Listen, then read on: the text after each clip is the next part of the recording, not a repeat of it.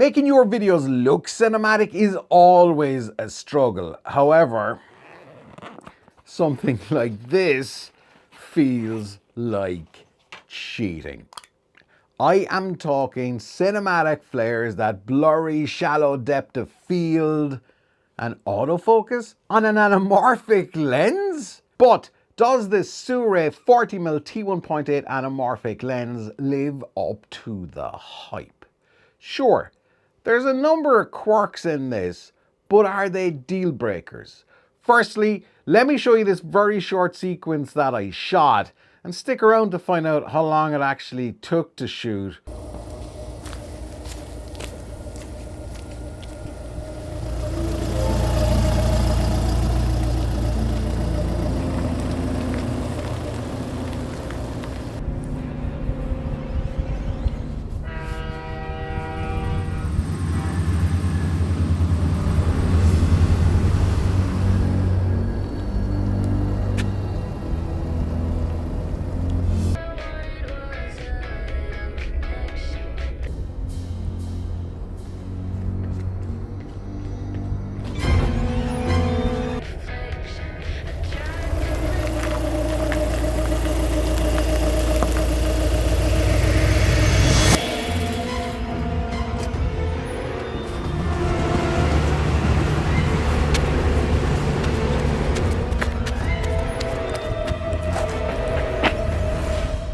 What are you doing? Why are you filming me?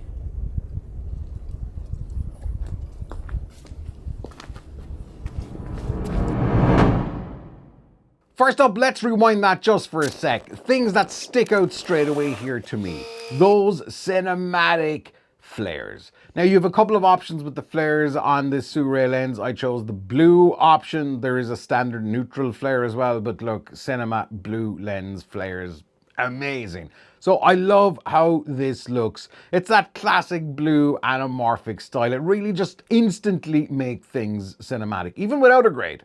It's cinematic. Obviously, this is T1.8, so you've got that blurry background, that shallow depth of field, and it's quite soft looking. Now, if you go from T1.8 up to like 2.0 and so on, it's not that soft, but it's still a soft lens. Is that a problem? For me, I feel this just makes things look more cinematic. The shallow depth of field here is epic. I just love how that blurry background comes in. It's creamy at T1.8. It just looks super cinematic, which is perfect for storytelling. And the best part, this whole sequence outside of 25 minutes of editing, just literally turned up, had the shots in my head with my Sun camera, and boom, done. That was it. It's instant cinema. It's instant Hollywood. And the price, but we're going to talk about the price in a bit. If you're new to anamorphic lenses, here's what makes them special. Unlike your standard lens, it squeezes the image horizontally. In post-production, you unsqueeze the image just at the click of a button. There's no complicated workflow anymore for this. And then you get your ultra-wide cinematic looking aspect ratio. And of course, you've got those amazing anamorphic flares to boot.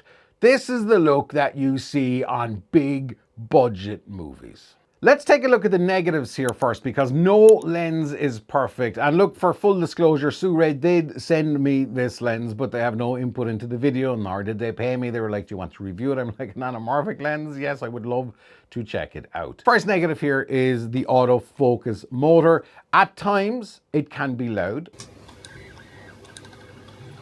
I've heard other reviewers say that it's loud in manual focus. I really haven't experienced it too bad. But that aside, that is one gripe. Now, is that gripe or that negative something that would be a real deal breaker? Before we get into that, let's take a look at another negative.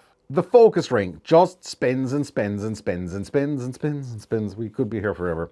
This is not an issue for me, but for some folks who use follow focus, it could possibly pose an issue. And also on this, there is no markings. Like a lot of cinema lenses will have distance measures here, so you can kind of dial things in and you know how accurate it is. Not necessarily a huge deal breaker, but still could be depending on what you do. Now, there's another negative here. This is down to arguably personal preference. Personally, I don't think the audience will give a flying monkey's left back foot paw covered in monkey poop, but I don't know where that came from. There's also nobody there. The bokeh at 1.8 is a little bit sharp in the fact that it's a little bit hexagonal, but as you go up, it gets a lot smoother and creamier at 2.0 and so on and so forth. Probably not a big deal. I don't think there's many people watching YouTube videos going, oh my God, the bokeh is so hexagonal. Anyway, that, right? Are these quirks actual deal breakers? And they could well be for you. But before you make any kind of wild decisions, let's take a look at the positives. First up, it's a soft lens. A T1.8, it's pretty soft. It's soft everywhere, okay? Now, for some of you, that might be a big deal, but for someone like me that's been shooting content for over 20 years, when you're trying to recreate the cinematic look, what's one of the things that you'll always do when you're setting up a new camera? You dial down the sharpness because it just looks too digital. Even with a GoPro, the first thing I do if I buy a new GoPro, turn down the sharpness because it just looks too digital, it looks too clean. And when you're trying to create that cinematic look, soft is better. I mean, it's not blurred or anything, but it's a far more natural, pleasing image, at least to my eyes, which may be aging, but nonetheless, I think it looked great. I love the blue flares on the Sirui T1.8 Anamorphic. I just love them. I love how it looks. I love how they're not over the top. If you're shooting anamorphic on a lot of mobile lenses with anamorphic, these little adapters you can get, they're not great compared to this. They're good enough, but this is far more natural, it's far more pleasing, and they're powerful, but they're not, okay, put it like this, they're not a distraction to the audience. When it comes to the build quality of this, I'm blown away by it. This is like rock solid, hard. I mean, yeah, I'm not going to bite it because I will lose a tooth. Everything, right? Everything here feels premium. When you take it out of the box, it's premium. Oops. Got your gasket here. Just everything about this lens feels incredibly solid. I really do feel that a lens like this could take a little bit of punishment. Not that you should be beating up your lenses, but this is going to take a few knocks. Don't quote me on that, but it certainly feels like this thing could take on the Hulk. Autofocus on an anamorphic lens is an absolute, I hate to use the word game changer, but autofocus is not the norm on anamorphic lenses. It's just not. So if you're a solo shooter or if you're run and gun, then the autofocus works incredibly well. I use all Sony cameras. The autofocus performance can as well, keep this in mind, be down to your camera. If your camera's autofocus is poor, the autofocus out of this is going to be poor. If your autofocus in the camera is good, this is going to be good. Even in dimly lit situations, it still performs. Not perfect, but still absolutely performs. The other thing for anamorphic shooters is the squeeze ratio 1.33, 1.52x. I'm not going to get into the technicalities here, but the higher the actual squeeze factor on an anamorphic lens, the wider it is, but also more compressed that the image is. To me, 1.5 is kind of the sweet spot, but 1.33x absolutely knocks it out of the park, and you don't sacrifice the resolution.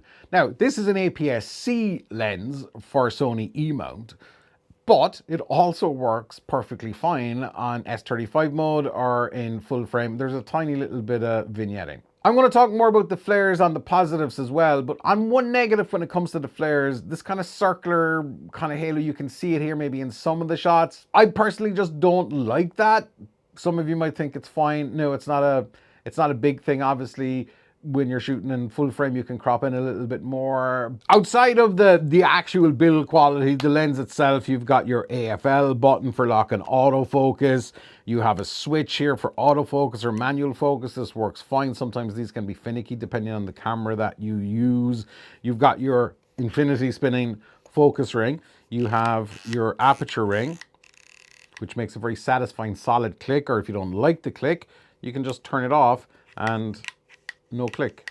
And then for any firmware updates, there is a USB-C port on the back of the Sirui lens. Now, that's the bad, the good, the ugly, but let's talk about the price. Anamorphic lenses are incredibly expensive. There's a lot of engineering goes into them. There's a lot of glass goes into them.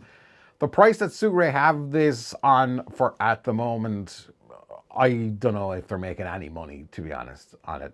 That's just me, I don't know. Compared to other anamorphic lenses, this thing is insanely priced. I've left a link in the description, by the way, if you just want to check it out. And you can get a bit more info out of this. But the price, anyway, that's all I can say about the price. It's just like they're offering it at this price. Anyway, now, do all of the kind of the quirks outweigh the good points? To me, I think every lens, like every camera, always has quirks. For me, all of the quirks, they're fine, they're dealable, they're not deal breakers. And to me, if you're looking for an anamorphic lens that has autofocus, this thing is a no-brainer. I mean, as I said, this is the biggest hack for getting your videos looking like Hollywood blockbusters. It's a no-brainer. Also, the one other thing that I would say is that getting your movies or your videos or your whatevers to look cinematic is one thing. And this, without a doubt, is a cheat code, right? But to have the overall cinematic experience on your videos, you need to know how to create a great story. And I've got a video here that will teach you all the basics of good storytelling so you can make your next blockbuster. And credit me in the credits somewhere. Hollywood is calling, and so is my dinner. See you in the next vid.